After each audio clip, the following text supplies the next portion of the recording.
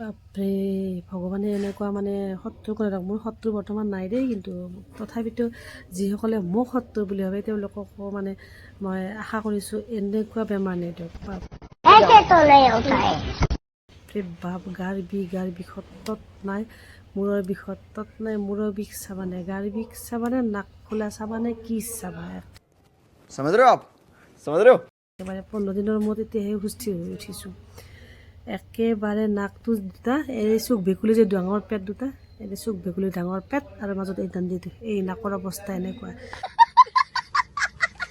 এই এনেকুৱা 2 বাল্টি, 2 দিনত 2 বাল্টিকৈ ওলায় পানী নাকেৰে। আৰু এই গামচাটো ক'বই নালাগে, গামচাখন এনেকৈ আঁতি পেলাই সেই পানী দি গা ধুব পাৰি। এনেকুৱাই কৰি নাকটো একেবাৰে ইমান ডাঙৰ দুটাই চুক ভেকুলীৰ পেট। এনেকুৱা অৱস্থানো কৰেনে ভগৱানে? বাপৰে বাপ, এই কোনে এনেকুৱা চৰ্দি জ্বৰটো কোনে উলিয়াইছে পৃথিৱীত? বেলেগ বেমাৰ দিয়ক কথা নাই, একেবাৰে এই চৰ্দি জ্বৰটো বাপৰে বাপ।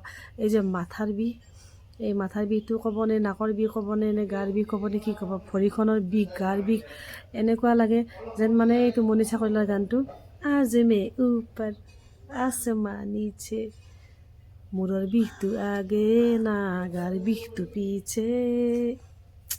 বাপৰে বাপ। আৰু এই বাল্টিঙৰ কথা কওঁ তো, 2 দিনত 2 বাল্টিংটো হয়, সেইটোতো বেলেগে। তাৰপিছত আৰু মানে ওলাল নহয় এতিয়া, এই পানী ওলাৰ পিছত ঘি ওলোৱা পৰ্ব। रुको जरा सबर करो। ঘি ওলাল মোটামুটি 10 দিন।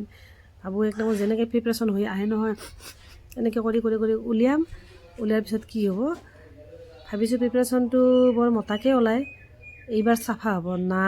একেবাৰে কথাতে কয় নহয় মাখি মূৰৰ ঘি, এই মাখি মূৰৰ ঘিৰ নিচিনা একেবাৰে চিৰিত। আৰে মই কঞ্জুচি নকৰোঁ হে, নাকৰ সেইটো ঘিউটো ওলোৱাতে মই যদি কঞ্জুচি নকৰোঁ, ভগৱানে কিয় কঞ্জুচি কৰিব লাগে? মই তাকে ভাবিছোঁ, এই বেমাৰটো কোনে উলিয়াইছিল? ভগৱানে। কোনটো ভগৱানে উলিয়াইছিল? তপস্যা কৰি গুহাত তপস্যা কৰি হ'লেও মানে এই বেমাৰটো যাতে দ্বিতীয়বাৰ নহওক তাৰ কাৰণে তপস্যা কৰিম, এনেকুৱা লাগিছে। কিমান লাখ টকা লাগে হে, গেবেৰী খাটি চাকৰণি খাটি হ'লেও দিম সেই ভগৱানক।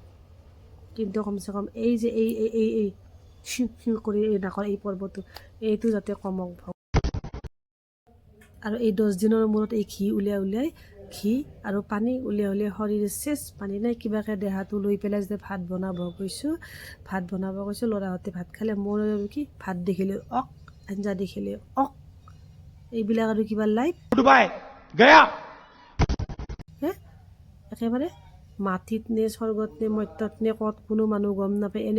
এনেকুৱা বেমাৰ কাৰোবাক দিয়ে নে ভগৱান? এই গামচা গলত ডেইলি 2খন ভিজি আঁতি পেলাই সেই পানীতে গাও ধুব পাৰে।